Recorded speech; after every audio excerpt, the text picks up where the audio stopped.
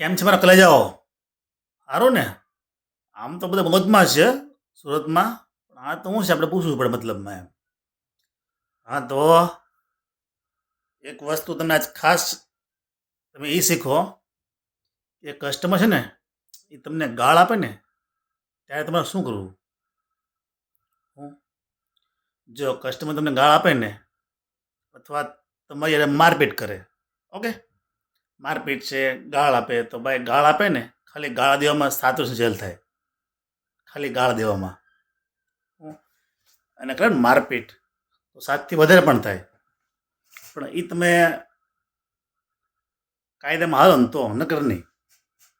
અને બીજી વસ્તુ એ કે જે સપોર્ટ ટીમ છે ને, એ તમને મોકલશે.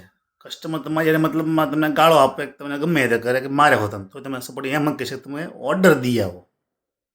તો તમે શું કરશો? તમારા માથે એક મોટું પ્રેશર આવી ગયું કે હાનું જો કસ્ટમર જો ગાળું દે છે, સપોર્ટ એમ કહે છે કે તમે ઓર્ડર દઈ આવો. મુસીબત થાય ભાઈ, મુસીબત ખરેખરી થાય. તો હવે તમે શું કરશો? તો કાંઈ નહીં, આ તમારો ભાઈ છે જ તે.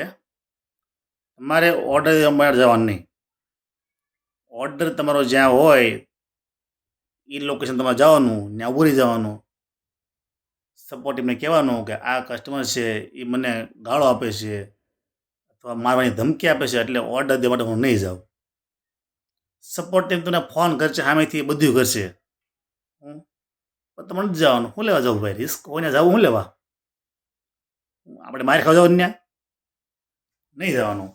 એટલે છે ને, ઓર્ડર કેન્સલ થવાનો સમય છે ને 45 મિનિટથી 50 મિનિટનો હોય છે. પણ અમુક સમય શું થાય ખબર? વધારે વાર લાગે, મતલબ કલાક ઉપર થઈ જાય, 1.5 કલાક આસપાસ થાય, તો થવા દેવાની. પણ છેલ્લે તમારો ઓર્ડર કેન્સલ જ થવાનો છે, એમાં તમને કોઈ પેનલ્ટી નહીં આવે. સમજાણું? તો આજથી આ બધાય ધ્યાન રાખજો.